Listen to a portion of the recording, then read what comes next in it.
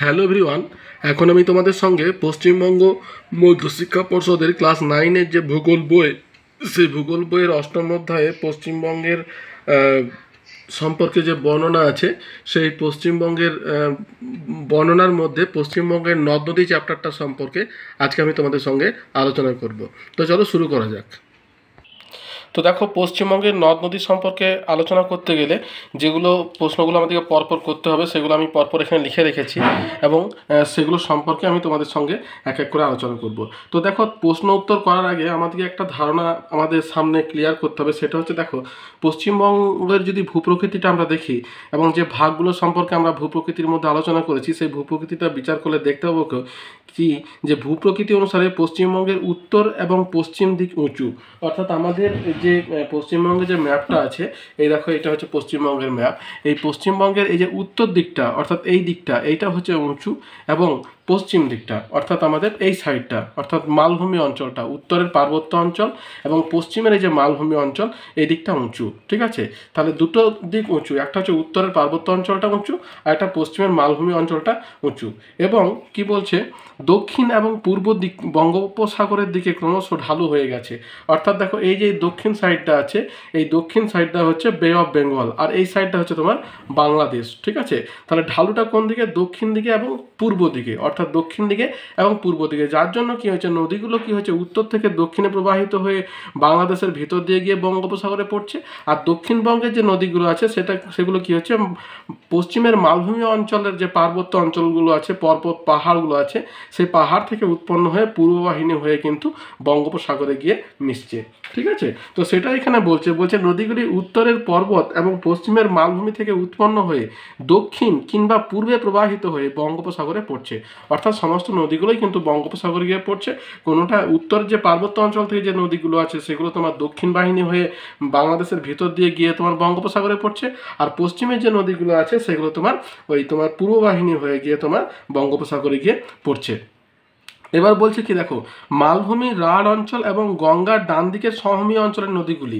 অর্থাৎ দেখো, মালভূমি কোনটাকে বলছে, মালভূমি হচ্ছে এই অংশটা হচ্ছে মালভূমি অঞ্চল, এবং মালভূমি এবং যে সমভূমি অঞ্চলটা আছে, রাঢ় সমভূমিটা ধরো মালভূমি, আর গাঙ্গেয় সমভূমির মাঝে এই অংশটা হচ্ছে তোমার রাঢ় সমভূমি অঞ্চল। এটা যদি ধরো তোমার মালভূমি অঞ্চল হয়, আর এটা যদি তোমার ধরো গাঙ্গেয় সমভূমি অঞ্চল হয়, তাহলে এই অঞ্চলটাকে বলছে তোমার রাঢ় সমভূমি অঞ্চল। তাহলে মালভূমি অঞ্চল এবং রাঢ় সমভূমি অঞ্চলের এবং গঙ্গার ডান দিকের সমভূমি অঞ্চলের নদীগুলি ডান দিক থেকে প্রবাহিত হয়ে গঙ্গা বা ভাগীরথী হুগলি নদীতে গিয়ে মিশেছে।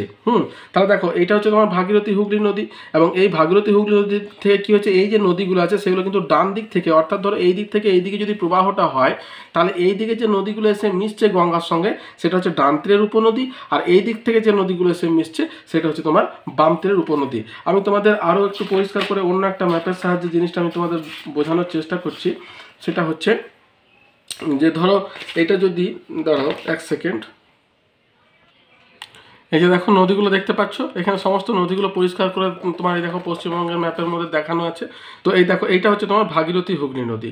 ঠিক আছে, ভাগীরথী হুগলি নদী থেকে কী হচ্ছে, এই দিকের মালভূমি অঞ্চল, তারপরে রাঢ় সমভূমি অঞ্চল, এবং তোমার এই দিকে যে গঙ্গা সমভূমি অঞ্চলগুলো আছে সেগুলো সবই কিন্তু দেখো ডান দিক থেকে বয়ে গিয়ে তোমার ভাগীরথী হুগলি নদীর সঙ্গে মিশছে। সমস্ত নদী তোমার এই ভাগীরথী নদী, ময়ূরাক্ষী, অজয়, দামোদর, দ্বারকেশ্বর, শিলাই, রূপনারায়ণপুর, কেলেঘাট, হলদি, কংসাবতী, সমস্ত নদীগুলো হচ্ছে তোমার ডান তীরের উপনদী, যেহেতু ডান দিক থেকে এসে মিশছে। আর বাম দিকের নদী কি আছে দেখো, জলঙ্গি, মাথাভাঙ্গা, এগুলো সব হচ্ছে বাম তীরের উপনদী। তাহলে ভাগীরথী হুগলি নদী বা গঙ্গার ডান তীরের উপনদী হচ্ছে এইগুলো, আর বাম তীরের উপনদী হচ্ছে এই দিকে যেগুলো আছে, অর্থাৎ জলঙ্গি, মাথাভাঙ্গা, এগুলো হচ্ছে তোমার বাম তীরের উপনদী। তাহলে এটা হচ্ছে একটা স্বাভাবিক তোমাদের ধারণা। ঠিক আছে, এরপরে দেখো কি আছে, প্রথমেই আমাদেরকে যেটা বলছে, তাহলে ভাগীরথী হুগলি নদী মিশেছে, আর বাম তীরের উপনদী হচ্ছে জলভঙ্গি, মাথাভাঙ্গা ইত্যাদি। এরপর দেখো, উত্তরের পার্বত্য অঞ্চলের নদীগুলির মধ্যে মহানন্দা ছাড়া সমস্ত নদী, তিস্তা, তোরসা, রায়ডাক প্রভৃতি যে নদীগুলো আছে ব্রহ্মপুত্র নদীতে মিশেছে। অর্থাৎ এই যে তোমার উত্তরবঙ্গে যে নদীগুলো আছে আমাদের, এই যে রায়ডাক, তোরসা, জলঢাকা, তিস্তা, মহানন্দা, শুধুমাত্র মহানন্দার প্রবাহটা দেখো এই দিকে, অর্থাৎ এই সাইডে পশ্চিম দিকে হয়েছে। বাকি সমস্ত নদী কিন্তু দক্ষিণে এসে পরে কি হচ্ছে, বাংলাদেশের ভিতরে ঢুকে তোমার ওই ব্রহ্মপুত্র নদের সঙ্গে এসে মিশছে, যেখানে তার নামটা হচ্ছে যমুনা। বুঝতে পারছো, যে অংশটিতে মিশছে সেই অংশটি কিন্তু যমুনা নাম নয়, নয়, সেই অংশটির নাম হচ্ছে ব্রহ্মপুত্র নাম নয়, সেই অংশটির নাম হচ্ছে যমুনা। বুঝতে পেরেছো? তবে এই যমুনাটা গঙ্গার যমুনা নয়, যেটা তোমার ওই প্রয়াগরাজে যে যমুনা সে গঙ্গার সঙ্গে মিশছে, ওটা কিন্তু আলাদা যমুনা। আর এই যমুনাটা হচ্ছে ব্রহ্মপুত্র যে অংশটুকু বাংলাদেশের মধ্য দিয়ে প্রবাহিত হচ্ছে, সেই অংশটুকুর নাম হচ্ছে তোমার যমুনা। এবং যমুনা এবং পদ্মা দুটো মিলিত হয়ে নাম হচ্ছে তোমার মেঘনা। বুঝতে পেরেছো? তাহলে এই যমুনা অংশটুকু, এই দেখতে পাচ্ছ এই যে যমুনা নদ এখানে লেখা আছে, যমুনা নদ আর এই পদ্মা নদ, এই দুটো নদ এসে পরে কিন্তু এখানে মেঘনা নাম নিয়ে বঙ্গোপসাগরে গিয়ে পড়ছে বাংলাদেশের ভিতরে। তাহলে এই যে নদীগুলো আছে, অর্থাৎ এই যে তিস্তা, তোরসা, জলঢাকা সমস্ত নদীগুলো কি করছে, এখানে এসে তোমার যমুনা নদের সঙ্গে এসে মিশছে। বুঝতে পেরেছো? তাহলে এই যমুনা নদটা কিন্তু ওই গঙ্গার উপনদী যমুনা নয়, এটা হচ্ছে ব্রহ্মপুত্র যমুনা। অর্থাৎ যে অংশটুকু বাংলাদেশের মধ্য দিয়ে প্রবাহিত হচ্ছে ব্রহ্মপুত্রের, সেই অংশটুকু নাম হচ্ছে যমুনা। এবং যমুনা এবং পদ্মা মিশে নাম হচ্ছে মেঘনা, এবং মেঘনাই কিন্তু তোমার বঙ্গোপসাগরে গিয়ে পড়ছে। তাহলে এটা হচ্ছে একটা স্বাভাবিক ধারণা। এরপর দেখো যে প্রশ্নগুলো আছে, আমি এক এক করে এবার তোমাদের সঙ্গে আলোচনা করব। প্রথম প্রশ্ন হচ্ছে পশ্চিমবঙ্গের নদ নদীগুলি শ্রেণীবিভাগ করো এবং পরিচয় দাও। তাহলে দেখো পশ্চিমবঙ্গের যে নদ নদীগুলো আছে সেগুলোর প্রথমে শ্রেণীবিভাগ করতে হবে। তাহলে কটা ভাগে ভাগ করা হয়? ঠিক যেমন আমরা ভূপ্রকৃতির শ্রেণীবিভাগ করেছিলাম, একই রকমভাবে দেখো কি বলছে যে উৎস এবং প্রবাহের দিক, জলপ্রবাহের পরিমাণ, মোহনা প্রভৃতির মধ্যে বৈচিত্র্য বা পার্থক্য অনুসারে পশ্চিমবঙ্গের নদ নদীকে 5টি ভাগে ভাগ করা হয়। ভাগগুলো কি কি? প্রথম যে ভাগটা সেটা হচ্ছে উত্তরবঙ্গের নদ নদী, অর্থাৎ তিস্তা, তোরসা, জলঢাকা, এগুলো হচ্ছে তোমার উত্তরবঙ্গের নদ নদী। 2 নম্বর হচ্ছে মধ্যভাগের গঙ্গা ও তার বিভিন্ন শাখা নদী, মধ্যভাগের গঙ্গা ও তার শাখা নদী। তারপরে আছে কি পশ্চিমে মালভূমি ও রাঢ় অঞ্চলের নদ নদী। 4 নম্বর হচ্ছে দক্ষিণে সুন্দরবন অঞ্চলের নদ নদী, এবং সবশেষে হচ্ছে কাথি ও দীঘা বালিয়াড়ি অঞ্চলের নদ নদী। তাহলে এই 5টা ভাগে কিন্তু আমরা ভাগ করতে পারি। এবার প্রথম ভাগ কোনটা?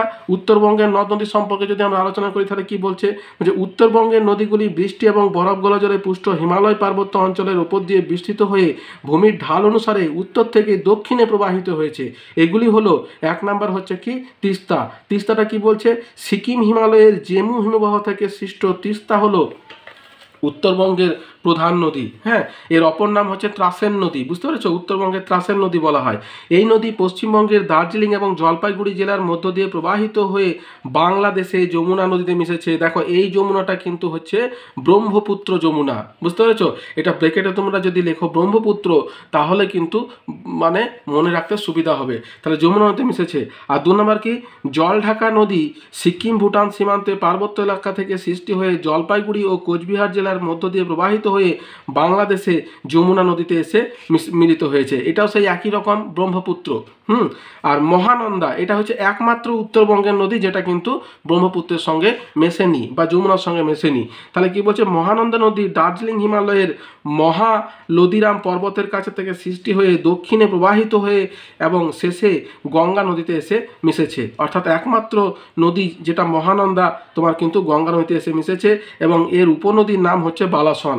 আর উত্তরবঙ্গের অন্যান্য নদ নদীর মধ্যে কি আছে? সংকোচ, রায়ডাক, তোরসা প্রভৃতি উল্লেখযোগ্য। বুঝতে পেরেছ? তাহলে এরপর 2 নম্বর যেটা আছে মধ্যভাগের গঙ্গা ও তার বিভিন্ন শাখা নদী। মধ্যভাগে আমাদের যেটা ফারাক্কা উপর দিয়ে প্রবাহিত হয়েছে মালদা এবং মুর্শিদাবাদের মাঝখান দিয়ে, সেটাকেই বলছে মধ্যভাগের গঙ্গা।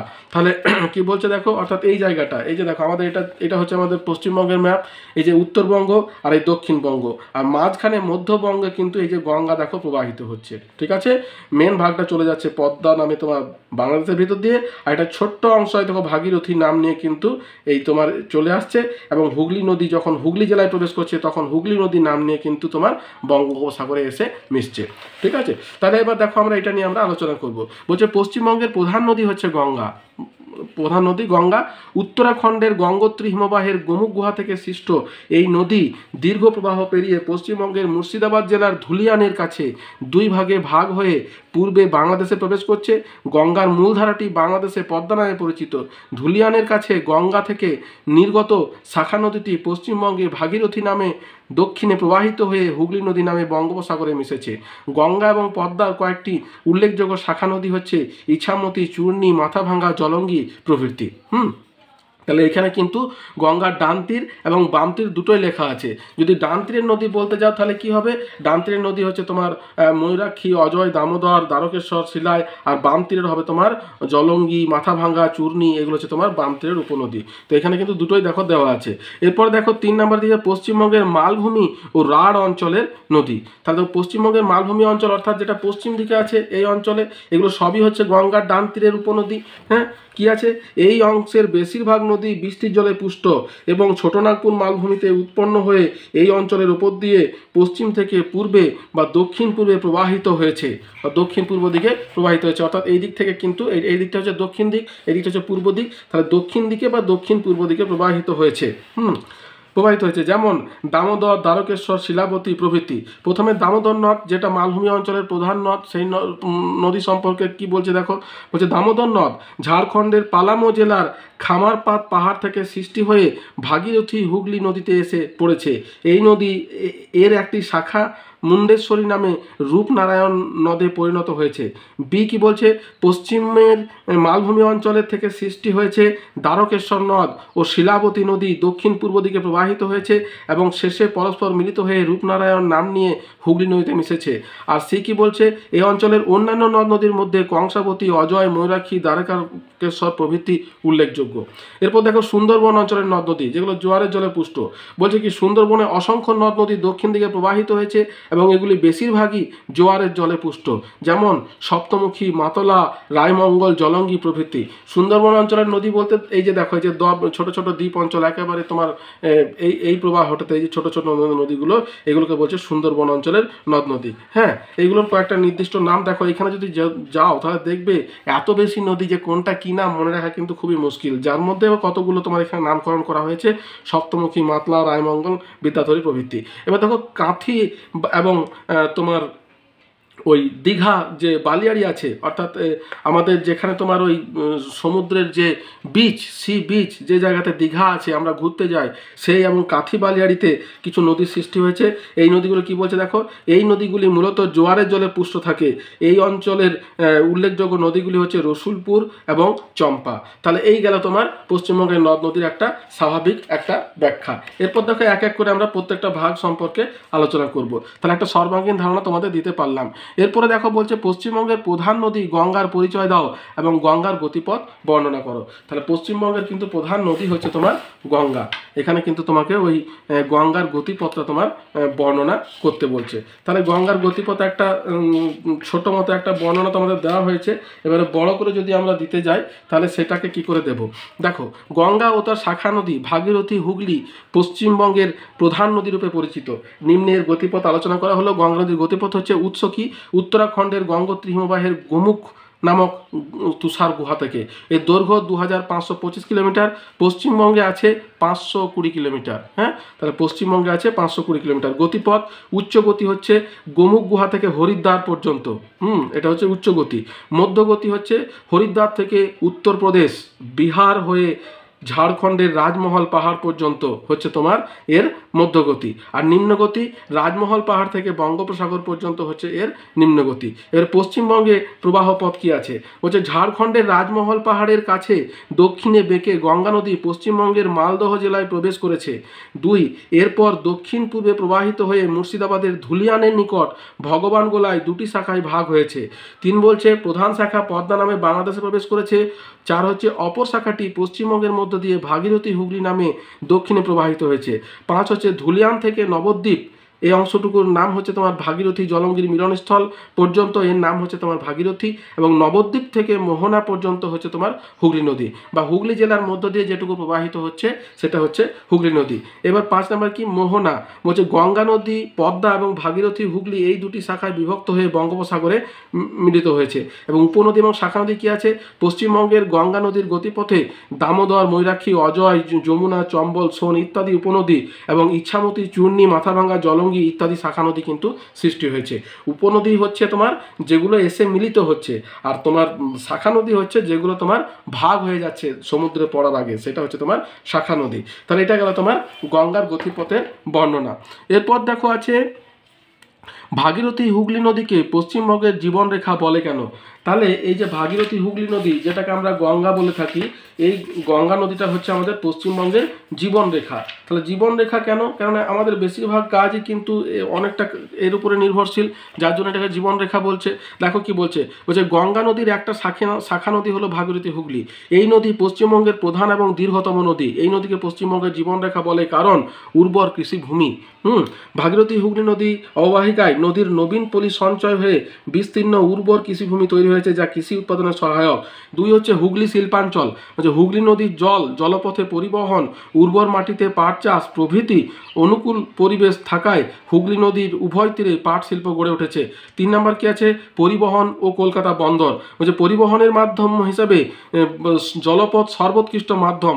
ভাগীরথী এবং হুগলি নদীর তীরে কলকাতা বন্দর গড়ে উঠেছে। এই বন্দর সমগ্র পূর্ব ভারতের বাণিজ্য দ্রব্য আমদানি রপ্তানিতে সাহায্য করে।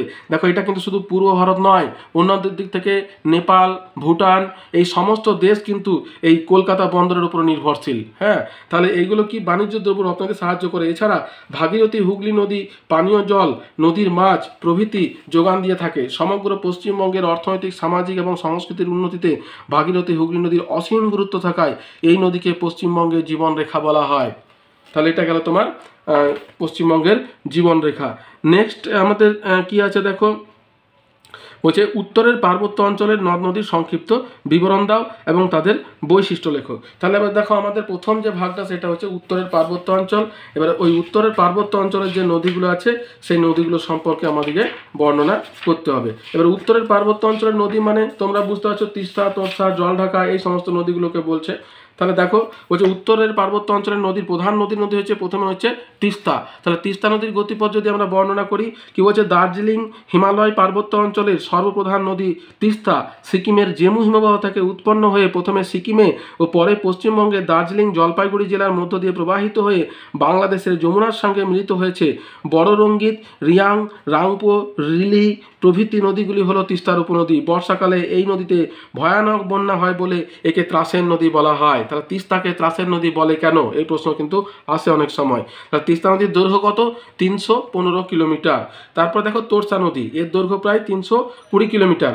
চীনের অন্তর্গত তিব্বতের চুম্বি উপত্যকা থেকে উৎপন্ন হয়ে তোর্সা ভুটানে আমুচু নামে প্রবাহিত হয়েছে। এটি উত্তরবঙ্গের আলিপুরদুয়ার এবং কোচবিহার জেলা অতিক্রম করে দক্ষিণে প্রবাহিত হয়েছে এবং কালজানি নদীর সঙ্গে মিলিত হয়ে এই নদী বাংলাদেশে যমুনার সঙ্গে, অর্থাৎ ব্রহ্মপুত্র, বুঝতে পেরেছো, এটাও কিন্তু বাংলাদেশের যমুনা মানে ব্রহ্মপুত্র নদীতে এসে মিশেছে। সবই ব্রহ্মপুত্র নদীর সঙ্গে মিশেছে, শুধুমাত্র মহানন্দা, আমি আগেও বলেছি, এই যে মহানন্দা 3 নম্বরে আছে, এটা উত্তরবঙ্গের একমাত্র ব্যতিক্রমী নদী যেটা ব্রহ্মপুত্র নদের সঙ্গে না মিশে গঙ্গা নদীর সঙ্গে গিয়ে মিশেছে, বুঝতে পারছো, পশ্চিমে প্রবাহিত হয়ে।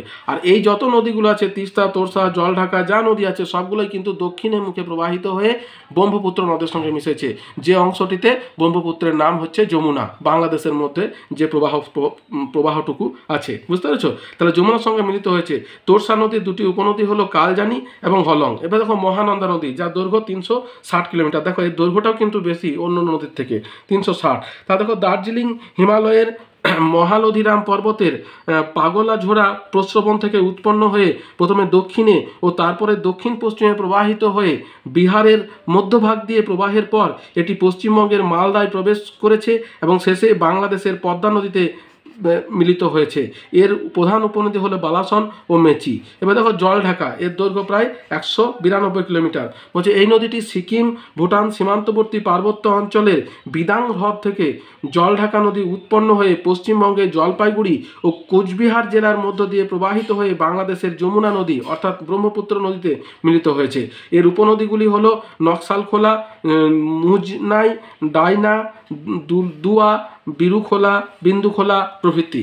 এবার দেখো, তাহলে এই দেখো, এই যে ছবিটা দেখতে পাচ্ছ, এই দেখো উত্তরবঙ্গের নদীগুলো, এই যে তিস্তা, তোর্সা, রায়ডাকা, তারপরে জলঢাকা, এই যে নদীগুলো আছে, দেখো প্রত্যেকটা নদী দেখো এই যে দক্ষিণ বাহিনী হয়ে এসে এই যে তোমার যমুনা নদী বা ব্রহ্মপুত্র নদীর সঙ্গে এসে মিশছে। আর একমাত্র নদী মহানন্দা, এই দেখো এই মহানন্দা নদীটা কিন্তু এখান থেকে উৎপন্ন হয়ে প্রথমে পশ্চিম বাহিনী, তারপর তোমার দক্ষিণ বাহিনী হয়ে এই দেখো এসে পরে এই যে তোমার গঙ্গা বা পদ্মা নদীর সঙ্গে এসে মিশছে। পরিষ্কার হয়েছে? তাহলে এটা গেল তোমার উত্তরবঙ্গের নদ নদী। এবার এর বৈশিষ্ট্যগুলি কি কি? দেখো, এই অঞ্চলের নদীগুলি বেশিরভাগটাই হিমবাহ বা প্রস্রবণ থেকে সৃষ্ট, যার জন্য সারা বছর কিন্তু জল থাকে। তারপর 2 নম্বর কি, নদীগুলিতে মূলত দক্ষিণ এবং দক্ষিণ পূর্ব বাহিনী। নদীগুলি বরফ গলা জলে পুষ্ট এবং নিত্যবহ মানে সারা বছর জল থাকে। আর 4 হচ্ছে নদীগুলি অত্যন্ত খরস্রোতা বলে জলবিদ্যুৎ উৎপাদনের পক্ষে উপযোগী। 5 হচ্ছে নদীগুলিতে খাত খুব গভীর এবং ভি আকৃতির ন্যায়। 6 হচ্ছে নদীগুলির বেশিরভাগই বাংলাদেশের যমুনা নদীর উপনদী। যমুনা নদী মানে ব্রহ্মপুত্র নদীর উপনদী। নদীগুলি বন্যাপ্রবণ। 8 হচ্ছে এখানকার নদীগুলি কোনোটাই সরাসরি সমুদ্রে মেশেনি বলে নদীগুলিতে জোয়ার ভাটা হয় না। আচ্ছা দেখো, আমি তোমাদের বলে রাখি, দক্ষিণবঙ্গের প্রধান নদী হচ্ছে তোমার ভাগীরথী, হুগলি বা গঙ্গা, আর উত্তরবঙ্গের প্রধান নদী হচ্ছে তোমার ব্রহ্মপুত্র। আর ব্রহ্মপুত্র আর গঙ্গা দুটোর দোয়াব সমভূমিত সম্পর্কে আলোচনা করেছি, যেটা তোমার ওই মালদা জেলা এইটুকু অংশের মধ্য দিয়ে এই যে দোয়াব অঞ্চলটা আছে, যে ভূপ্রকৃতি সম্পর্কে আলোচনা হয়েছে, সেখানে দেখতে হবে এই অঞ্চলটিকে কিন্তু দোয়াব অঞ্চল বলা হয়। অর্থাৎ এই জায়গাটিতে গঙ্গা এবং ব্রহ্মপুত্র দুটোরই কাজ কিন্তু লক্ষ্য করা যায়, যার জন্য এই অংশটা তোমার মালদা এবং এই জায়গাতে যে অংশটুকু আছে, এটা গঙ্গা ব্রহ্মপুত্র দোয়াব অঞ্চল বলা হয়। অর্থাৎ দুটো নদীরই কাজ কিন্তু এখানে লক্ষ্য করা যায়। তাহলে দক্ষিণবঙ্গের প্রধান নদী হচ্ছে গঙ্গা বা ভাগীরথী, হুগলি, আর উত্তরবঙ্গের প্রধান নদী হচ্ছে তোমার ব্রহ্মপুত্র। অর্থাৎ এই সমস্ত নদী কিন্তু গিয়ে ব্রহ্মপুত্র নদীর সঙ্গে মিশছে, শুধুমাত্র ওই মহানন্দাটা ব্যতিক্রম হলো। তাহলে উত্তরবঙ্গের নদী সম্পর্কে আমরা মোটামুটি একটা ধারণা পেলাম। এরপরে দেখো কি বলছে, আরেকটা প্রশ্ন আছে, সেটা হচ্ছে পশ্চিমবঙ্গের বরফ গলা জলে পুষ্ট নদ নদী বিবরণ দাও। তার মানে উত্তরবঙ্গের নদী বা ওই পার্বত্য নদী। এরপরে আমাদের এই উপরে কিছু প্রশ্ন আছে, যেমন দেখো এখানে কি বলছে, পশ্চিমবঙ্গের উত্তরের সমভূমি অঞ্চল বন্যাপ্রবণ কেন, বা উত্তরের নদীগুলি বন্যাপ্রবণ কেন? অর্থাৎ এই যে তোমার উত্তরের যে নদীগুলো আছে, তিস্তা, তোরসা, জলঢাকা, এগুলো কিন্তু কি বলছে, কি অত্যন্ত বন্যাপ্রবণ। অর্থাৎ প্রত্যেক বছরই কিন্তু এই বর্ষার সময়ে কিন্তু এর বন্যা হয়। তাহলে বন্যাপ্রবণ কেন, সেটা আমাদেরকে আলোচনা করতে হবে। দেখো, উত্তরের নদীগুলি বন্যাপ্রবণ বা পশ্চিমবঙ্গের উত্তরের সমভূমি বন্যাপ্রবণ কেন হচ্ছে, পশ্চিমবঙ্গের উত্তরে জলপাইগুড়ি, দক্ষিণ কোচবিহার, উত্তর দক্ষিণ দিনাজপুর এবং মালদা জেলা নিয়ে উত্তরের সমভূমি অঞ্চল গঠিত। এই সমভূমি অঞ্চলে প্রায়ই বন্যার সৃষ্টি হয়। কারণ কি, যে নিম্ন সমতল ভূমি অবস্থান, কালিন্দী নদীর বাম তীরের অংশ অর্থাৎ তাল অঞ্চলের কোচবিহার, উত্তর দিনাজপুর ও মালদা জেলার পশ্চিমাংশের ভূমিভাগ পার্শ্ববর্তী অঞ্চল অপেক্ষা বেশ নিচু হওয়ায় বর্ষাকালে জলের চাপে বন্যার সৃষ্টি হয়। আর প্রায়শই নদীর গতিপথ পরিবর্তন, উত্তরের সমভূমি অঞ্চলের উপর দিয়ে প্রবাহিত মহানন্দা, কালিন্দী, জলঢাকা, তোরসা প্রভৃতি নদীগুলি অত্যন্ত ধীরগতি সম্পন্ন হওয়ায় বাধাপ্রাপ্ত হয়ে গতিপথের প্রায়ই পরিবর্তন হয়। ফলে বর্ষার সময়ে জলের গতিবেগ বেশি হয়, প্লাবন দেখা যায়। আর কি আছে, অগভীর নদী খাত, ক্ষয়কার্যের ফলে মহানন্দা, কালিন্দী, জলঢাকা, তোরসা প্রভৃতি নদী খাতে পলি, বালি, নুড়ি, কাঁকড় সঞ্চিত হওয়ায় নদী খাত অগভীর হয়ে পড়ে। ফলে প্রবল জলের চাপে নদীর দুকুল ছাপিয়ে পার্শ্ববর্তী অঞ্চলে বন্যার সৃষ্টি হয়। উপরিক্ত কারণে পশ্চিমবঙ্গের উত্তরের সমভূমি অঞ্চলটা হচ্ছে তোমার বন্যাপ্রবণ। তাহলে এটা গেল তোমার একটা প্রশ্নের উত্তর। তারপর দেখো, ত্রাসের নদী কাকেও কেন বলে? আমি এটা তোমাদের বলেছিলাম, তিস্তা নদীকে তোমার ত্রাসের নদী বলা হয়। তার কারণ কি, দেখো বলছে তিস্তা নদী, আন্তর্জাতিক তিস্তা নদীকে তোমার ত্রাসের নদী বলছে। তিস্তা নদীকে ত্রাসের নদী বলা হয় কারণ হচ্ছে পার্বত্য অঞ্চলের এই নদী অত্যন্ত খরস্রোতা এবং বরফ গলা জলে পুষ্ট। এই নদীতে বর্ষার জল প্রচণ্ড জলস্ফীতি ঘটায়, ফলে প্রায় প্রতি বছর তিস্তা নদীতে প্রবল বন্যা দেখা যায়। এই কারণে তিস্তা নদীকে ত্রাসের নদী বলা হয়। তাহলে এটা গেল তোমার ত্রাসের নদী কেন বলে। এরপরে দেখো, আমাদের যে প্রশ্নটা করতে হবে সেটা হচ্ছে পশ্চিমবঙ্গে, তাহলে পার্বত্য অঞ্চলের নদী সম্পর্কে আমাদের আলোচনা শেষ হলো। এরপর আমরা 2 নম্বরে যেটা ঢুকবো সেটা হচ্ছে পশ্চিমবঙ্গের মালভূমি অঞ্চলের নদ নদীর সংক্ষিপ্ত বিবরণ দাও। হ্যাঁ, তাহলে এর আরেকটা প্রশ্ন হতে পারে, সেটা হচ্ছে পশ্চিমবঙ্গের বৃষ্টির জলে পুষ্ট নদ নদীর বিবরণ দাও। তাহলে মালভূমি অঞ্চলের বিবরণ এবং বৃষ্টির জলে পুষ্ট নদীর বিবরণ দুটো জিনিস কিন্তু একই, এটা অথবা দিয়ে আসে। তার মানে আমাদের বুঝতে হবে যে পশ্চিমবঙ্গের মালভূমি অঞ্চলের নদীগুলি কিন্তু তোমার বর্ষার জলে পুষ্ট বা বৃষ্টির জলে পুষ্ট। দেখো এখানে দেখো বলেছে পশ্চিমবঙ্গের মালভূমি অঞ্চলের নদ নদীগুলির সংক্ষিপ্ত বিবরণ দাও, অথবা বলছে পশ্চিমবঙ্গের বৃষ্টির জলে পুষ্ট নদ নদীগুলির পরিচয় দাও। তাহলে প্রধান নদী কি আছে, প্রথমে হচ্ছে দামোদর, যেটা কিন্তু মালভূমি অঞ্চলের প্রধান নদী, যার দৈর্ঘ্য হচ্ছে 592 কিলোমিটার। বলছে ঝাড়খণ্ডের পালামৌ জেলার খামারপাত পাহাড় থেকে উৎপন্ন হয়ে দামোদর মালভূমি অঞ্চলের মধ্য দিয়ে প্রবাহিত হয়ে হুগলি নদীতে পড়েছে। এর প্রধান শাখা নদী মুন্ডেশ্বরী, উপনদী হচ্ছে তোমার বোকারো, বরাকর।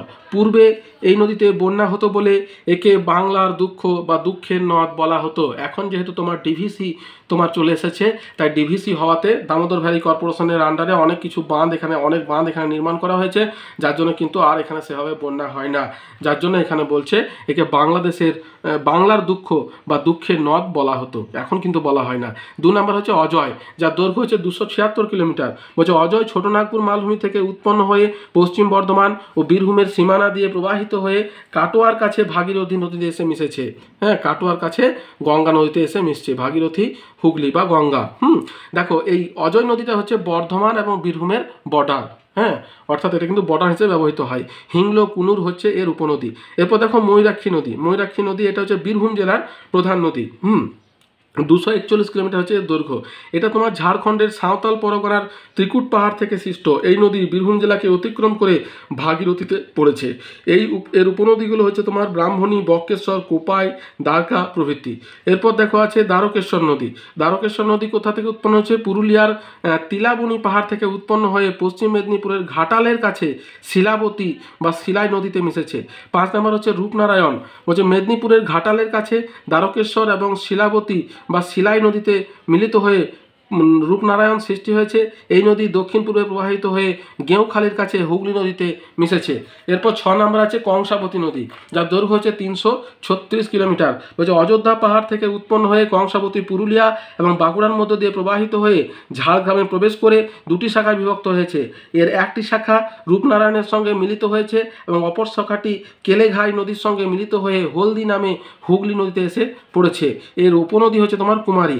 এবং তারপর দেখো সুবর্ণরেখা নদী, শিল্পাঞ্চলের ঝাড়খণ্ডের ছোটনাগপুর মালভূমি থেকে সৃষ্ট এই নদী পশ্চিমবঙ্গের মালভূমি অঞ্চলে খুব অল্প স্থান দিয়ে প্রবাহিত হয়ে বঙ্গোপসাগরে পড়েছে। এবার দেখো এই নদীগুলির বৈশিষ্ট্য, অর্থাৎ মালভূমি অঞ্চলের নদীগুলির বৈশিষ্ট্য কি আছে। প্রথমে বলছে এই অঞ্চলের নদীগুলি পশ্চিম থেকে প্রবাহিত হয়ে পূর্ব এবং দক্ষিণ বাহিনী হয়েছে। 2 হচ্ছে নদীগুলি মূলত অনুচ্চ পাহাড় ও মালভূমি থেকে উৎপন্ন হয়েছে। 3 হচ্ছে নদীগুলির অধিকাংশই ভাগীরথী হুগলি নদীর উপনদী। 4 হচ্ছে নদীগুলি বৃষ্টির জলে পুষ্ট। 5 হচ্ছে নদীগুলি গ্রীষ্মকালে শুষ্ক থাকে। 6 হচ্ছে নদীগুলি খরস্রোতা বলে জলবিদ্যুৎ উৎপাদন করা যায়। 7 হচ্ছে বর্ষাকালে নদীগুলিতে বন্যা হয়। 8 হচ্ছে নদীবক্ষে চর দেখা যায়। আর 9 তোমরা যদি দিতে চাও তাহলে হবে এগুলি হচ্ছে ভাগীরথী হুগলির ডান তীরের উপনদী। পরিষ্কার হয়েছে? তাহলে এটা গেল তোমার মালভূমি অঞ্চলের নদ নদীর তোমার বর্ণনা। এরপর দেখো একটা প্রশ্ন আছে এখান থেকে, যে কংসাবতীকে মেদিনীপুরের দুঃখ বলা হয় কেন? কংসাবতী বলে যে নদীটা আমরা জানলাম, সেই কংসাবতীকে কিন্তু তোমার মেদিনীপুরের দুঃখ বলা হয়। তার কারণ কি? যেমন বাংলার দুঃখ তোমার ওই ইয়েকে বলা হচ্ছে দামোদরকে, তাই কংসাবতীকে মেদিনীপুরের দুঃখ বলা হয়। তার কারণটা কি? বলছে কাঁসাই বা কংসাবতী নদীটি পুরুলিয়া জেলার অযোধ্যা পাহাড় থেকে উৎপন্ন হয়ে বাঁকুড়া এবং ঝাড়গ্রাম, পশ্চিম মেদিনীপুর ও পূর্ব মেদিনীপুর জেলার মধ্য দিয়ে প্রবাহিত হয়ে অবশেষে হুগলি নদীতে মিশেছে। একে দুঃখ বলার কারণ কি?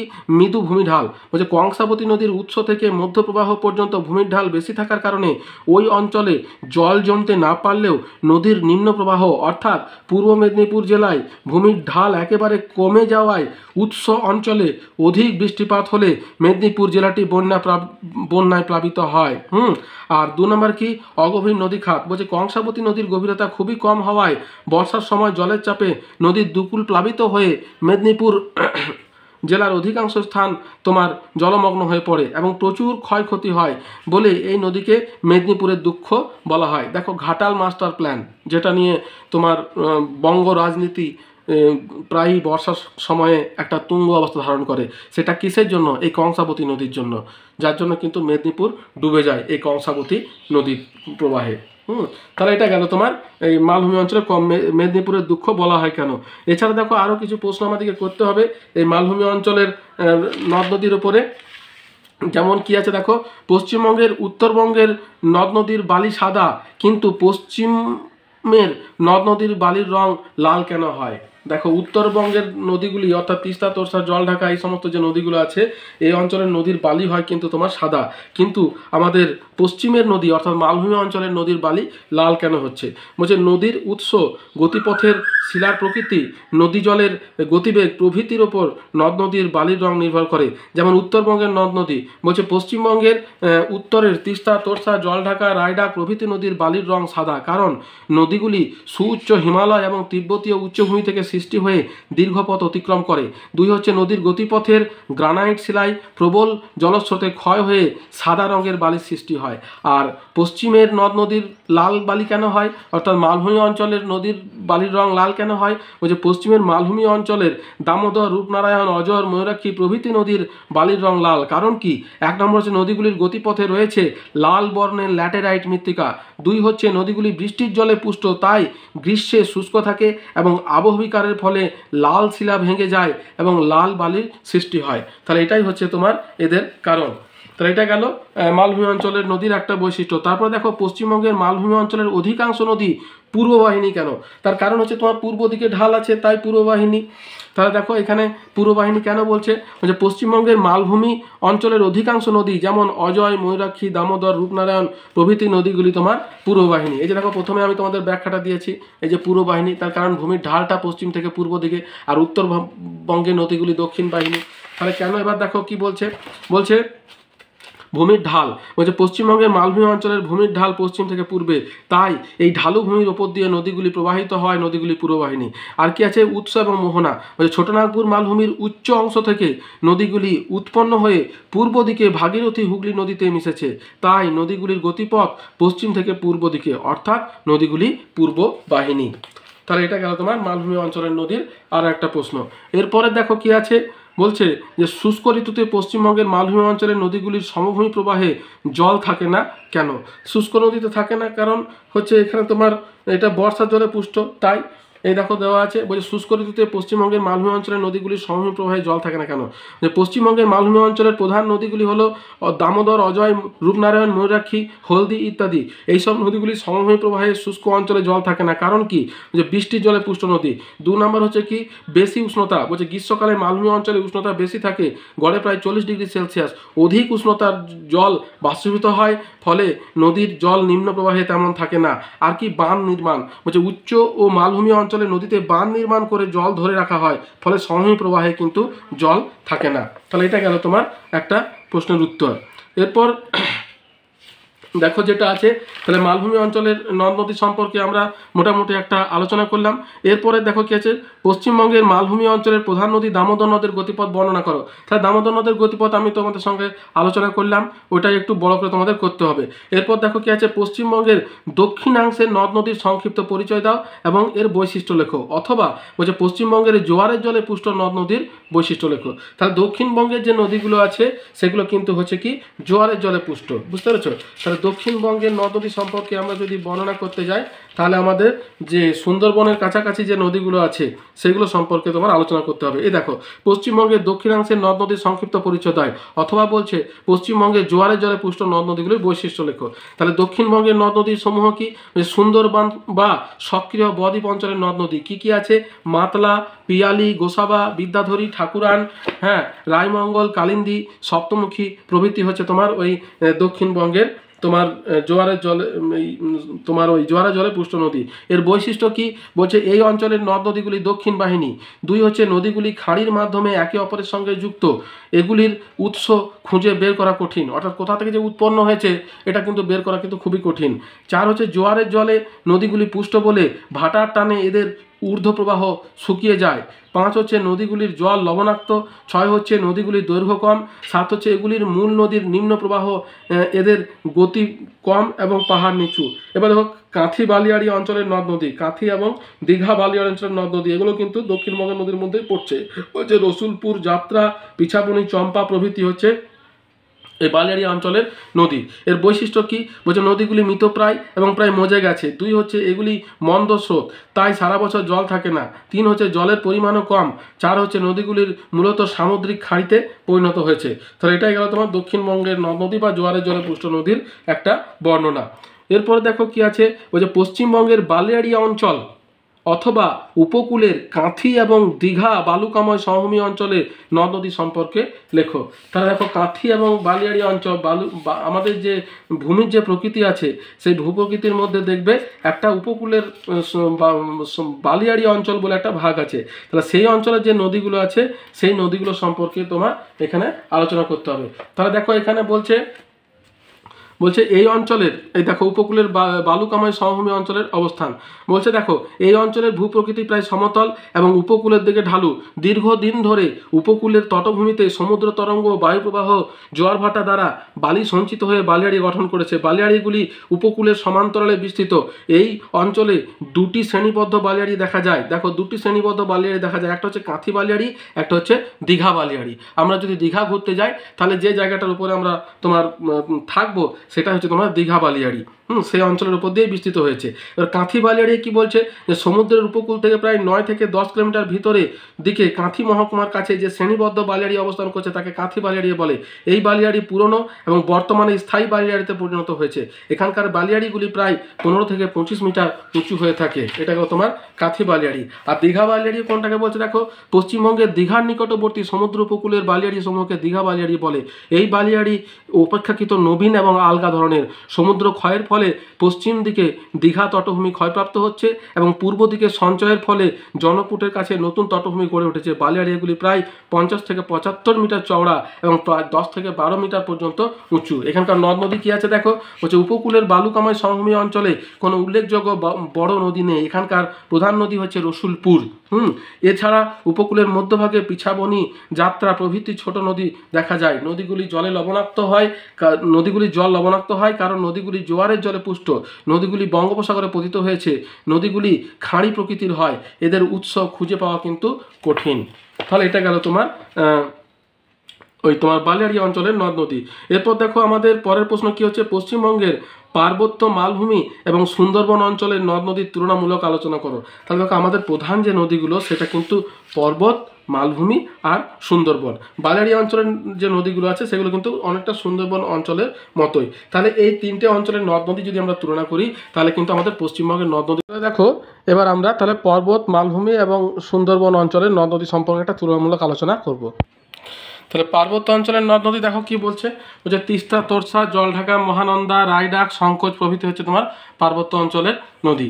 আর মালভূমি অঞ্চলে কি আছে, অজয়, দামোদর, ময়ূরাক্ষী, কংসাবতী, রূপনারায়ণ, সুবর্ণরেখা প্রভৃতি হচ্ছে মালভূমি অঞ্চলের নদী। আর সুন্দরবন অঞ্চলের নদী কোনটা, যেমন তোমার মাতরা, গোসাবা, পিয়ালি, রায়মঙ্গল, বিদ্যাধরী, ঠাকুরন, এগুলো হচ্ছে তোমার সুন্দরবন অঞ্চলের নদী, যেগুলো জোয়ারের জলে পুষ্ট। ঠিক আছে, এরপর দেখো কি আছে, পার্বত্য অঞ্চলের নদীগুলি হিমালয়ের বরফ গলা জল এবং বৃষ্টির জলে পুষ্ট।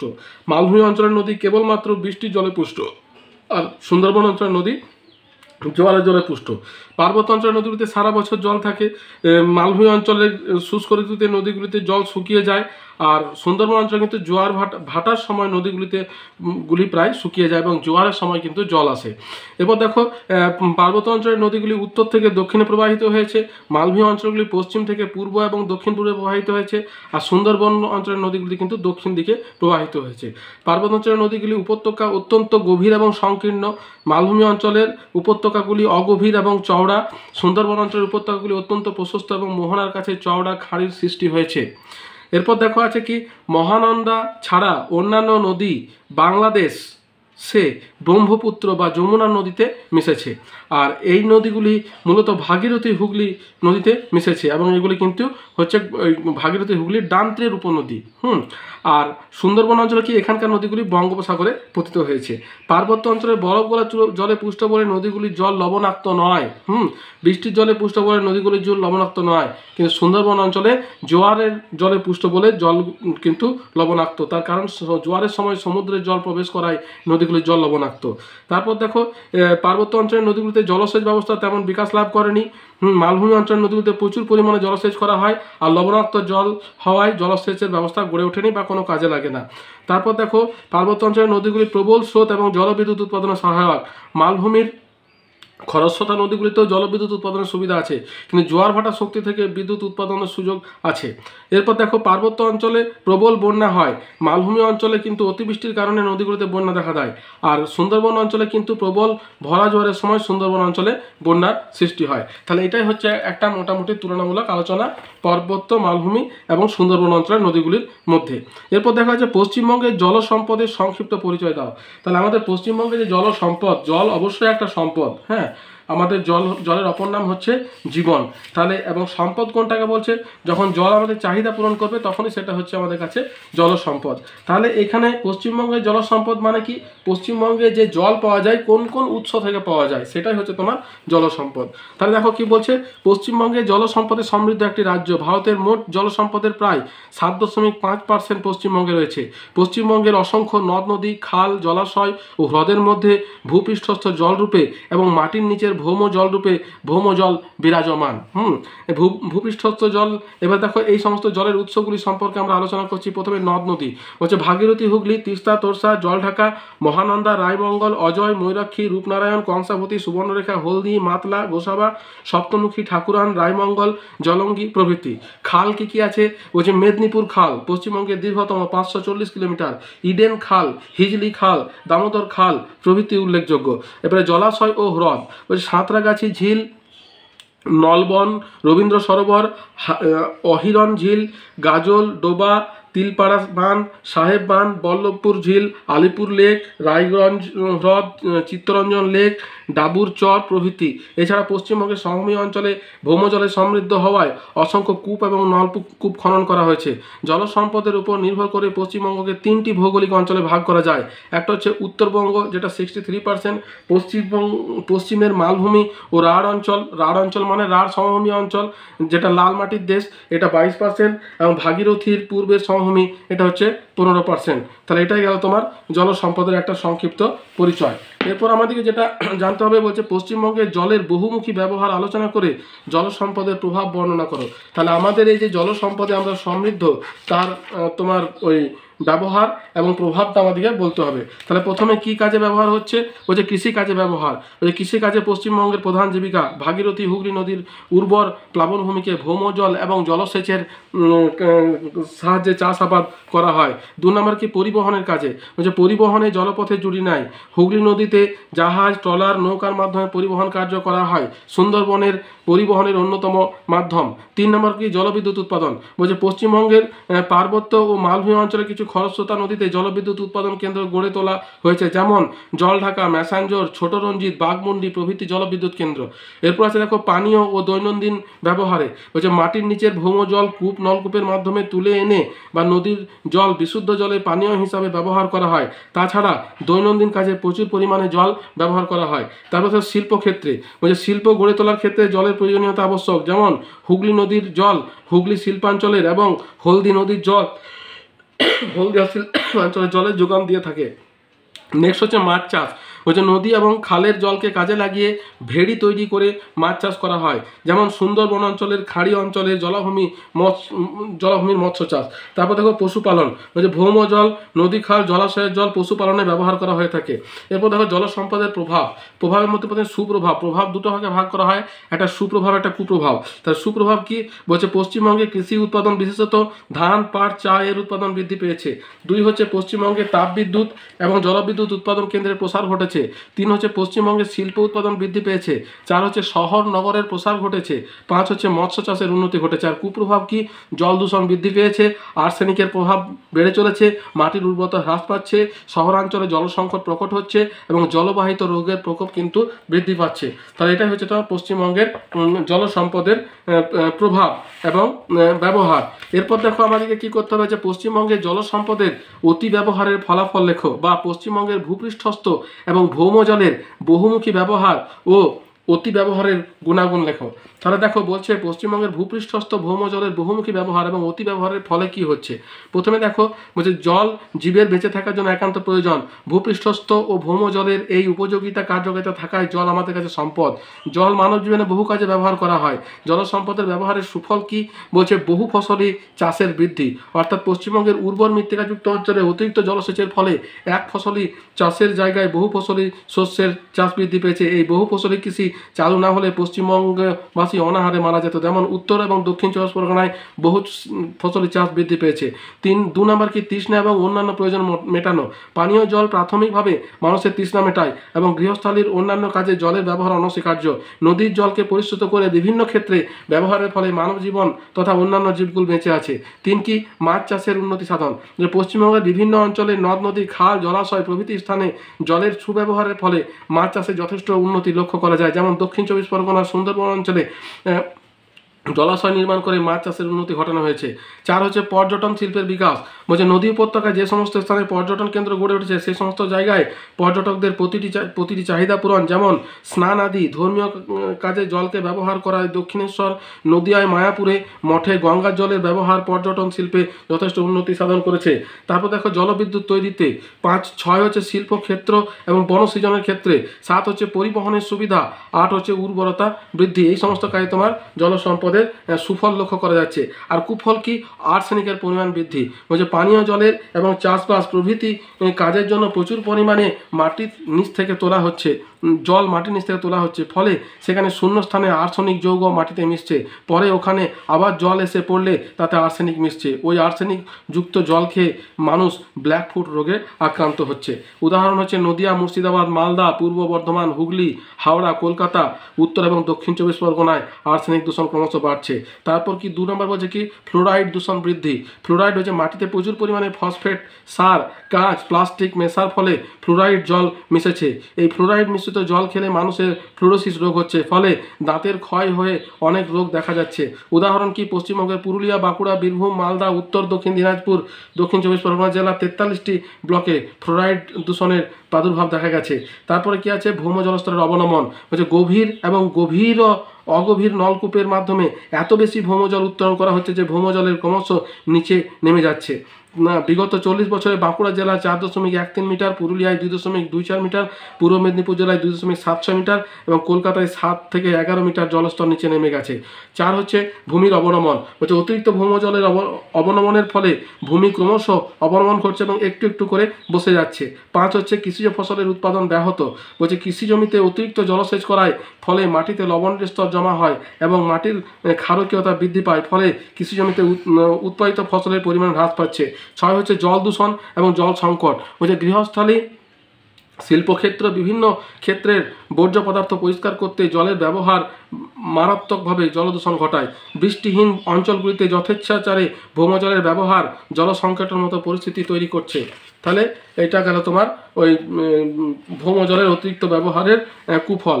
তাহলে এরপর দেখো আমাদের যেটা করতে হবে সেটা হচ্ছে যে উত্তরবঙ্গের নদ নদীর সঙ্গে দক্ষিণবঙ্গের নদ নদীর একটা পার্থক্য। তাহলে উত্তরবঙ্গের নদীগুলো সম্পর্কে আমরা জানলাম এবং 3টে পর্বত, মালভূমি এবং সুন্দরবন 3টে অঞ্চলের আমাদের একটা তুলনামূলক আলোচনা করলাম।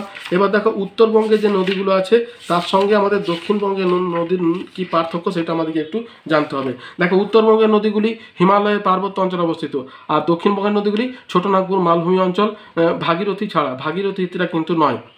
এটা যদিও ভাগীরথী আমাদের মধ্যবঙ্গ, ভাগীরথী হচ্ছে আমার গঙ্গা, যেটা তোমার বরফ গলা জলে পুষ্ট। তাহলে দেখো হিমবাহ থেকে সৃষ্ট বলে বরফ গলা জলে পুষ্ট, আর বেশিরভাগ নদী মানে ভাগীরথী ছাড়া বৃষ্টির জলে পুষ্ট এবং সুন্দরবন অঞ্চলের নদীগুলি জোয়ারের জলে পুষ্ট। এই নদীগুলি যথেষ্ট খরস্রোতা উত্তরবঙ্গের নদীগুলি, আর এই নদীগুলি কম স্রোত থাকে। এই নদীগুলি নিত্যবহ, বেশিরভাগই অনিত্যবহ। পার্বত্য অঞ্চলের নদী খরস্রোতা বলে ক্ষয়কার্যের ক্ষমতা বেশি, আর নদীগুলি সমভূমি অঞ্চলতে প্রবাহিত হওয়ার সময় সঞ্চয় ক্ষমতা বেশি। মোহনা সেরকম প্রসারিত নয় উত্তরবঙ্গের নদী, আর দক্ষিণবঙ্গের নদীর মোহনা কিন্তু বেশ প্রশস্ত। উত্তরবঙ্গের নদীগুলি দক্ষিণ বাহিনী, আর এই নদীগুলি পূর্ব এবং দক্ষিণ পূর্ব বাহিনী। উত্তরবঙ্গের নদীগুলি উপত্যকা অত্যন্ত গভীর এবং সংকীর্ণ, আর এইদিকের নদীগুলি উপত্যকা অগভীর এবং চওড়া। উত্তরবঙ্গের নদীগুলির গতিপথ পরিবর্তন হয়, কিন্তু দক্ষিণবঙ্গের নদীগুলির গতিপথ কিন্তু পরিবর্তিত হয় না। এদের উদাহরণ কি? তিস্তা, তোরসা, জলঢাকা, মহানন্দা প্রভৃতি। আর এদিকে উদাহরণ হচ্ছে ভাগীরথী, হুগলি, দামোদর, অজয়, কংসাবতী, মাতলা, গোসাবা প্রভৃতি। তাহলে এটাই গেল উত্তরবঙ্গের নদীর সঙ্গে দক্ষিণবঙ্গের নদীর একটা পার্থক্য। এরপর দেখো আমাদের একটা জিনিস জানতে হবে, ফারাক্কা ব্যারেজ, যেটা কিন্তু আমাদের একটা গুরুত্বপূর্ণ সম্পদ আমাদের ভারতবর্ষ তথা আমাদের পশ্চিমবঙ্গের ক্ষেত্রে। আমাদের যে কলকাতা বন্দর, এই কলকাতা বন্দর কিন্তু তোমার পূর্ব ভারত এবং তার সঙ্গে সঙ্গে নেপাল, ভুটান, এই যে সমস্ত দেশগুলো ল্যান্ডলক, চারিদিক থেকে তোমার ভূমি দ্বারা আবৃত, তাদের সমুদ্র বন্দর নেই, তারা কিন্তু প্রত্যেকেই কিন্তু এই কলকাতা বন্দরের উপরে নির্ভরশীল। তাহলে এই কলকাতা বন্দরকে চালু রাখার ক্ষেত্রে এই ফারাক্কা ব্যারেজের কিন্তু বিশেষ ভূমিকা আছে। তাহলে দেখো এই ফারাক্কা ব্যারেজের কাজ শুরু হয়েছিল তোমার 1961 সালে, প্রায় 10 বছর ধরে কাজ চলে, এবং 1970 সালে কিন্তু কংগ্রেসের সময়ে এই কাজটা কিন্তু কমপ্লিট হয়। এবারে কি বলছে, ফারাক্কা ব্যারেজটা কেন করা হয়েছে দেখো। বলছে আসন্ন অবলুপ্তির হাত থেকে কলকাতা বন্দরকে রক্ষা করার জন্য মুর্শিদাবাদ জেলার ফারাক্কায় গঙ্গা নদীর উপর একটি বাঁধ নির্মাণ করা হয়েছে, এরই নাম হচ্ছে ফারাক্কা ব্যারেজ। আগে গঙ্গার প্রধান জলধারা পদ্মা নদীর মাধ্যমে বাংলাদেশে চলে যেত, ঠিক আছে। আর ভাগীরথী, হুগলি নদী যে জল পেত তা দিয়ে কলকাতা বন্দরের কাজ চালানো অসম্ভব হয়ে উঠেছিল। যেহেতু তোমার জলটা কম যেত, তাই ওখানে পলি জমে যেত, এবং পলি জমে যাওয়ার জন্য কি হতো, বড় বড় জাহাজ কিন্তু ঢুকতে পারতো না, বা ওখানে মাল বোঝাই করে বেরিয়ে আসতেও পারতো না, এই সমস্যাগুলো দেখা যেত। তাই বলছে ফারাক্কা ব্যারেজ নির্মাণ করে গঙ্গা জলপ্রবাহ নিয়ন্ত্রণ করার ব্যবস্থা করা হয়েছে। এটি একটি ফিডার খালের মাধ্যমে, অর্থাৎ আলাদাভাবে, যেটা তোমার ভাগীরথী, হুগলি নদী আছে সেটা তো আছেই, কিন্তু তার প্রবাহটাকে বাড়ানোর জন্য কি হয়েছে, ওই তোমার ফারাক্কা ব্যারেজ থেকে একটা ফিডার খালের মাধ্যমে কিন্তু ওই নদীতে গিয়ে জল ফেলার ব্যবস্থা করা হয়েছে। ফিডার খালের মাধ্যমে গঙ্গা জলধারাকে ভাগীরথী, হুগলি নদীতে ফেলা হচ্ছে, বুঝতে পারছো, ওখানে গিয়ে ফেলা হচ্ছে সাইড দিয়ে। এর ফলে কি হচ্ছে, ভাগীরথী, হুগলি নদীর জলপ্রবাহ বৃদ্ধি পেয়েছে এবং কলকাতা বন্দরের কাজকর্ম অনেকটাই স্বাভাবিক হয়েছে। তাহলে ফারাক্কা ব্যারেজ কিন্তু একাধারে অনেক কাজ করে, শুধুমাত্র এটাই নয়, এখানে তোমার মাছ চাষ হয়, এই ফারাক্কা ব্যারেজের উপর নির্ভর করে ওখানে ফারাক্কা তাপবিদ্যুৎ কেন্দ্র গড়ে উঠেছে, ঠিক আছে। এখানে কিন্তু তোমার চাষবাস আর সবই কিন্তু হচ্ছে, কিন্তু এর প্রধান যে তোমার যে উদ্দেশ্য নিয়ে এত বড় ব্যারেজটা নির্মাণ করা হয়েছে সেটা হচ্ছে কলকাতা বন্দরের নাব্যতাটাকে বজায় রাখা, বুঝতে পেরেছো। এই কলকাতা বন্দরের নাব্যতাটা বজায় রাখার জন্য কিন্তু পাশ দিয়ে একটা ফিডার খালের সাহায্যে জলটাকে কিন্তু ভাগীরথী, হুগলিতে গিয়ে তোমার ফেলা হচ্ছে, এবং নদীর নাব্যতাটাকে বাড়িয়ে কলকাতা বন্দরের নাব্যতাটাকে বজায় রাখা হচ্ছে, এবং কলকাতা বন্দর একটা স্বাভাবিক কাজকর্ম করতে পারছে। যদি ফারাক্কা ব্যারেজ না থাকতো, কলকাতা বন্দরও কিন্তু আর চালু থাকতে পারতো না। তাহলে এটা গেল তোমার ফারাক্কা ব্যারেজ। এরপর দেখো আন্তর্জাতিক নদী কাকে বলে, উদাহরণ দাও। তাহলে আন্তর্জাতিক নদী কোনটা? গঙ্গা হচ্ছে একটা আন্তর্জাতিক নদী, তার কারণ হচ্ছে একাধিক দেশের মধ্য দিয়ে সেটা প্রবাহিত। দেখো কোনো নদী তার উৎস থেকে মোহনা পর্যন্ত প্রবাহ পথে যদি 2 বা তার বেশি স্বাধীন দেশের উপর দিয়ে প্রবাহিত হয়, তবে তাকে আন্তর্জাতিক নদী বলে, যেমন গঙ্গা, তোরসা। তাহলে এটা গেল তোমার আন্তর্জাতিক নদী। এবার দেখো তিস্তা উইন্ডো কি, এটা কোথায় অবস্থিত? তার তিস্তা উইন্ডো, তিস্তা হচ্ছে তোমার উত্তরবঙ্গের ত্রাসের নদী বা উত্তরবঙ্গের প্রধান নদী। ওই যে তিস্তা নদী হিমালয়কে নিম্নক্ষয়ের মাধ্যমে কেটে নিচের প্রাচীন শিলাকে বের করেছে। এই অংশের সংকীর্ণ জানালার ন্যায় দেখতে ভূমিকে তিস্তা উইন্ডো বলে। তিস্তা উইন্ডো তিস্তা বাজারের কাছে লাভার্স পয়েন্ট দেখা যায়। তাহলে এটা গেল তিস্তা উইন্ডো। এরপর দেখো ভাগীরথী নদীর কোন অংশকে হুগলি নদী বলে? তাহলে ভাগীরথী নদীর যে অংশটা হুগলি জেলার উপর দিয়ে প্রবাহিত হয়েছে সেটাকেই হুগলি নদী বলে। দেখো ভাগীরথী, হুগলি আমরা একসঙ্গে বলি, তো এখানে প্রশ্নটা হচ্ছে তাহলে ভাগীরথী কত দূর, হুগলি কত দূর, এটা হচ্ছে প্রশ্ন। বলছে গঙ্গা নদী মুর্শিদাবাদের মিঠিপুরের কাছে 2 ভাগে বিভক্ত হয়েছে। একটি শাখা পদ্মা নামে বাংলাদেশে প্রবেশ করেছে, এবং অন্য শাখাটি পশ্চিমবঙ্গের মধ্য দিয়ে বঙ্গোপসাগরে প্রবেশ করেছে। এই শাখাটি মিঠিপুর থেকে নদিয়া পর্যন্ত, নদিয়া পর্যন্ত যে স্বরূপগঞ্জ পর্যন্ত ভাগীরথী, অর্থাৎ মিঠিপুর থেকে নদিয়া জেলা পর্যন্ত যেটা আছে সেটা ভাগীরথী, এবং স্বরূপগঞ্জ থেকে দক্ষিণ 24 পরগনার সাগরদ্বীপ পর্যন্ত হুগলি নামে পরিচিত। অর্থাৎ হুগলি জেলার পাশ দিয়ে প্রবাহিত হওয়ার সময় মোহনা পর্যন্ত অংশ হুগলি নদী নামে পরিচিত। পরিষ্কার হয়েছে? তাহলে দেখো এতদূর পর্যন্তই। যদি আমার ভিডিওটা তোমাদের ভালো লেগে থাকে একটা লাইক দিও, বন্ধুদের সঙ্গে শেয়ার করো আর চ্যানেলটা সাবস্ক্রাইব করে রাখো। তাতে আর তোমাদের যদি কোনো প্রশ্ন থাকে তাহলে আমাকে কমেন্ট বক্সে কমেন্ট করো, আমি তোমাদের প্রশ্নের উত্তর দেওয়ার যথাসাধ্য চেষ্টা করব। তাহলে এতদূর পর্যন্তই, দেখা হচ্ছে পরের ভিডিওতে। ভালো থেকো, সুস্থ থেকো, ধন্যবাদ।